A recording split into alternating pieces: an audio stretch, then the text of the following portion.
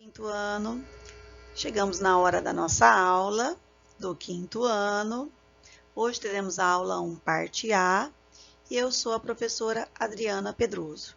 Eu vou fazer a leitura com vocês, a explicação dos exercícios, e vocês depois vão ter um momento com os seus próprios professores para fazer a correção, tirar algumas dúvidas, tudo que vocês precisarem, os professores estarão à sua disposição. Nessa primeira aula, nós vamos estudar a língua portuguesa e vamos fazer a interpretação de texto, que é a letra de uma canção, que é uma música. Esse texto, ele chama-se Canção do Dicionário. Já dá para ter uma noção do que nós vamos estar trabalhando. Além de fazer a interpretação de texto, nós vamos também estar trabalhando com o nosso dicionário. Essa música, essa canção, ela tem um clipe. É um clipe bem divertido que você depois pode estar assistindo. Você pode procurar no YouTube, que você encontra esse clipe, ou também os seus professores podem estar enviando para vocês por meio do WhatsApp. É um clipe bem divertido, eu gostei bastante.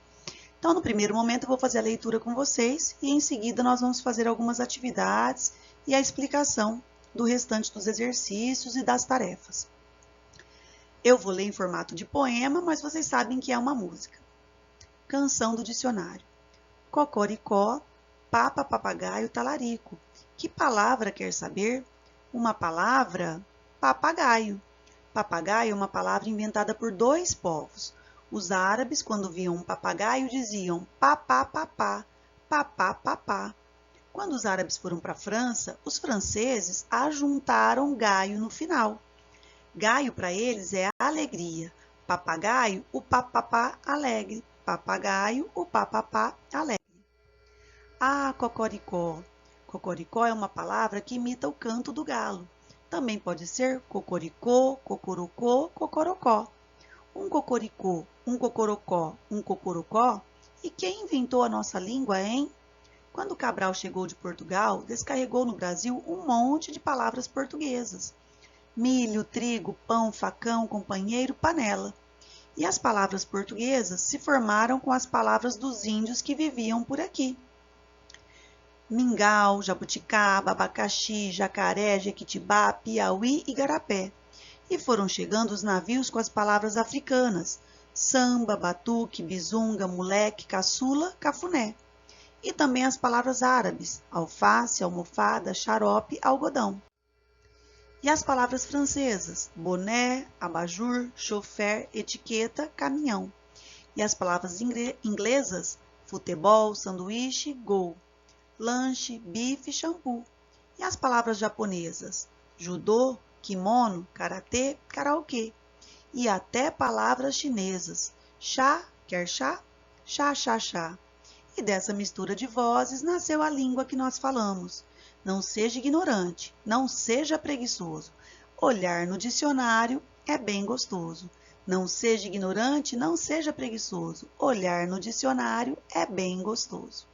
E como estamos falando do dicionário, trouxe para vocês aqui o nosso dicionário como sugestão, porque se nós estivéssemos na sala de aula, eu traria para vocês, nós, disponibilizaríamos para vocês o dicionário para que vocês consultassem sempre que for pedido.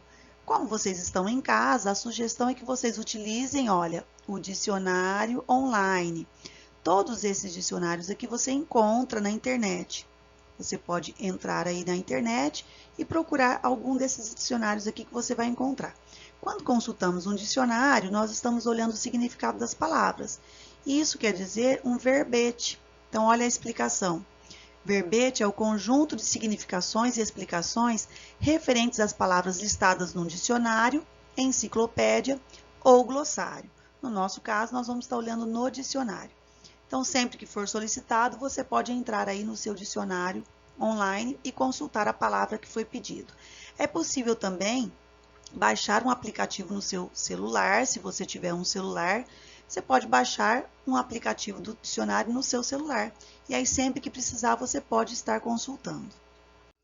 Entender o texto. Então, a primeira questão aqui, questão número 1, sobre o texto. Quando vamos fazer o entendimento de um texto, que é a interpretação de um texto, eu preciso voltar no texto, ler novamente. Se você tiver um grifa-texto aí, você vai selecionando as partes que você acha que vai estar explicando para você essa questão.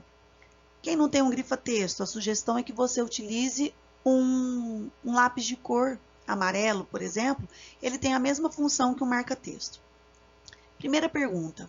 Papagaio é uma letra inventada por quais povos? Então, se você voltar lá na letra da canção, se você procurar lá no início do nosso texto, você vai encontrar a resposta para essa questão. Volte lá no seu texto, dê uma procurada. Se você encontrou, grifa, tá? Tem algumas partes aí, alguns versos dessa música que vai estar explicando quais foram os povos que criaram aí essa letra, né? A letra do papagaio. Procurou? Dá uma olhadinha aí, grifa. Vamos ver juntos, então? Então, nesse caso aqui, quem já procurou, quem já deu uma olhada aí, vai perceber, olha só, que essa palavra, né, na verdade essa letra, foi inventada pelos árabes e pelos franceses. Tá lá no texto, você tinha que apenas ler o texto. A primeira eu já fiz junto com vocês. Agora eu vou explicar as próximas e você vai fazer sozinho e depois tirar dúvida e fazer a correção com os seus professores. Questão 2. Palavras portuguesas se formaram com palavras dos indígenas. Cite 4 delas. Então, você vai voltar lá, vai procurar 4 palavras, né, dos indígenas. Por quê? Olha o que está dizendo, que as palavras portuguesas se formaram com as palavras dos indígenas. Então, aqui está pedindo 4 palavras dos indígenas. Número 3. Das palavras africanas, destaque 2 que você não sabe o significado e procure no dicionário. Você pode colocar uma em cada linha aqui, ó. Coloca na primeira linha, qual é a primeira que você não conhece, e na frente escreve o significado. Na outra linha, a mesma coisa. Então, olha, das palavras africanas. Número 4. Coloque as palavras japonesas em ordem alfabética. E aí eu já aproveito para lembrar e alertar vocês. Quando eu uso o dicionário, para eu saber localizar as palavras no dicionário, eu tenho que saber a ordem alfabética. Ordem alfabética, é claro que é a ordem do nosso alfabeto, começando na letra A, terminando na letra Z. Então, aqui vocês vão lá no nosso texto, procurem as palavras japonesas e coloquem-as em ordem alfabética. Próximo exercício. Agora, escolha 5 palavras, coloque em ordem alfabética e a seguir pesquise no dicionário os seus significados. Então, você aqui, ó, nós temos 1, 2, 3, 4, 5. Nós temos 5 linhas para você colocar uma palavra em cada linha e aqui na frente você vai procurar o significado no dicionário.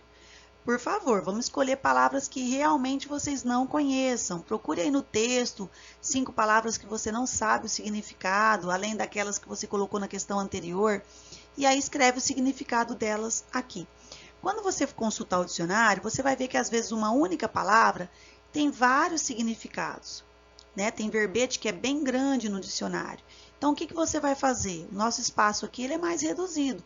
Então, você escreva pelo menos um significado, mas escreva aquele que você entendeu, porque às vezes o aluno escolhe um significado que ainda deixa ele em dúvida sobre o que significa aquela palavra. Então, procure um que você tenha realmente compreendido, ok? Próximo. Chegamos aqui no em casa, né? Porque eu vou estar explicando para vocês a parte da tarefa que vocês vão realizar em casa. Então, responda utilizando o caderno. Olha essa informação que nós temos aqui. Por quê? Porque aqui no nosso material não tem espaço suficiente para fazer a resolução dos exercícios. Vocês vão ler essa história em quadrinhos, do Cebolinha e do Cascão. Então, ó, Cebolinha e Cascão em pipas.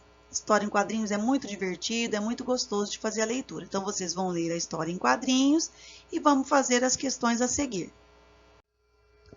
Primeiro, ó, perceberam que aqui nós não temos as linhas para vocês responderem. Como foi dito lá atrás, você vai responder no seu caderno. Então, número 1, olha a primeira pergunta aí dessa história em quadrinhos.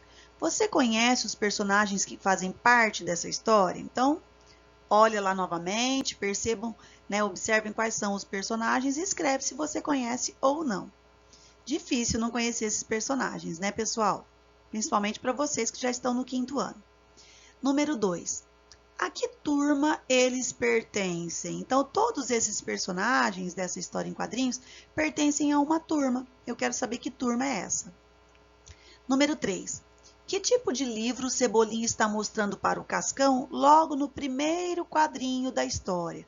Volte lá no primeiro quadrinho da história e percebam qual é o livro, que tipo de livro que ele está apresentando para o Cascão.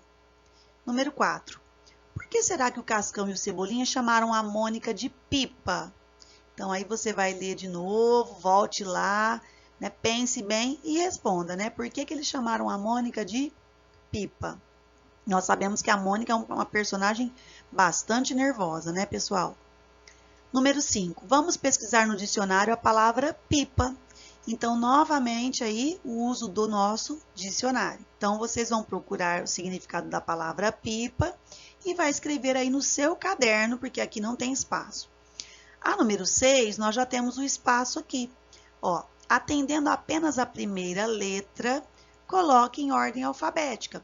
Como todas essas palavras têm a primeira letra diferente, fica muito fácil de colocar em ordem alfabética, porque você só vai ter que olhar a primeira letra da palavra. Já no número 7, olha só, agora atendendo apenas a segunda letra, ordene alfabeticamente. Então, olha só, na questão 6, você vai ter apenas que olhar a primeira letra e colocar as palavras aqui em ordem alfabética. Já na questão 7, todas as palavras começam com a letra C. Então, você vai ter que olhar a segunda letra para definir a ordem alfabética dessas palavras. Mas você vai tirar de letra aí, com certeza. Aqui nós temos uma cruzadinha das aves. É muito divertido de fazer cruzadinhas. E assim, vocês vão ter aí um certo desafio, porque às vezes parece muito fácil e pode surgir alguma dúvida. Em casa, parte 2. Então, nós vamos fazer agora a segunda parte, vou fazer a explicação da segunda parte da tarefa. Leia o verbete da palavra memória. Então, olha, continuamos falando sobre verbete, né, que é o significado das palavras. Então, a palavra memória, aqui está a separação de sílabas, memória, SF. Esse SF, sempre que você consultar um dicionário, ele vai ter essas letrinhas aqui. Ele é referente ao tipo de palavra que tem, a que grupo de palavras essa palavra pertence. Então, SF significa que é uma palavra que é substantivo feminino, porque eu falo a memória. Eu não falo o memória, então é um substantivo feminino. Então, olha aqui, nós temos 1, 2, 3, 4 significados para a palavra memória. Como eu disse para vocês, algumas palavras têm vários significados. Essa daqui tem 4 significados. Mais uma vez, olha aqui, nós trouxemos aí no seu material um outro endereço, tá? Que você também pode consultar um dicionário online. Então, vamos ver agora o que você vai ter que fazer sobre isso. Uma história em quadrinhos, você vai ler mais essa história em quadrinhos. E aí vem a perguntinha número 1. Considerando o verbete, que nós acabamos de ver no slide anterior, apresentado após a leitura da história em quadrinhos, Rex em Tá limpo? A palavra memória foi usada com qual sentido? Então, olha só. No slide anterior, eu mostrei para vocês os significados, ou seja, o verbete da palavra memória. Aqui nessa história em quadrinhos, né, que é uma história em quadrinhos do Rex, o título é Tá limpo, aparece a palavra memória. Então, eu quero saber se essa palavra memória daqui, ele está de acordo com o significado 1, 2, 3 ou 4 que a gente acabou de ver no slide anterior. Leia novamente, volte, leia os 4 significados que apareceram para você definir qual é o mais adequado, qual é o correto. Próximo, observe o quadrinho abaixo para responder as questões. Aqui nós temos uma história em quadrinhos da Mafalda. É uma outra personagem muito querida. Essa Mafalda é uma menininha muito inteligente, ela é muito crítica, ela é muito observadora. E as tirinhas dela são sempre, além de divertidas, elas também fazem críticas de algumas situações, elas alertam sobre algumas situações. Então, a personagem Mafalda é muito interessante. Então, vocês vão ler aqui a historinha da Mafalda, né, nessa tirinha, para responder o seguinte. Também no caderno. Percebam que aqui nós não temos o espaço correto para você responder. Então, você vai responder no seu caderno. 2, né? Porque nós fizemos a atividade 1 lá sobre a palavra memória. Então, essa é a atividade 2. Por que Mafalda jogou o dicionário na lixeira? Leia novamente a história em quadrinhos, faz uma reflexão e responda aqui com as suas palavras. Por que ela jogou o dicionário na lixeira? Número 3. O que significa o ponto de interrogação no último quadrinho? Então, volte lá no último quadrinho. Olha, aqui já tem essa informação. Então, nesse caso, você não precisa ler toda a historinha novamente, apesar que ela é curtinha. Você vai direto no último quadrinho e vai ver qual é o significado do ponto de interrogação que apareceu lá. Número 4. Chamamos de verbete o conjunto de acepções e exemplos referentes a um vocábulo na organização de um glossário, dicionário ou enciclopédia, como eu já li para vocês lá atrás, no slide anterior. Então, pensando nisso, da reprodução do verbete presente na tirinha, indique. Então, o que você vai indicar? Você vai olhar lá no dicionário e vai indicar a origem da palavra sopa. Por quê? Quando eu consulto um dicionário, ele também traz para mim a origem da palavra. Às vezes a palavra é de origem latim, então você vai voltar lá e você vai achar a origem dessa palavra sopa, certo? Mas precisa consultar o dicionário. E também vai escrever o seu significado. Se você encontrar mais de um significado, você vai escrever todos eles, porque no seu caderno tem espaço suficiente para você escrever todos os significados aí da palavra sopa. Certo, pessoal? Então, essa foi a nossa última questão dessa aula de língua portuguesa.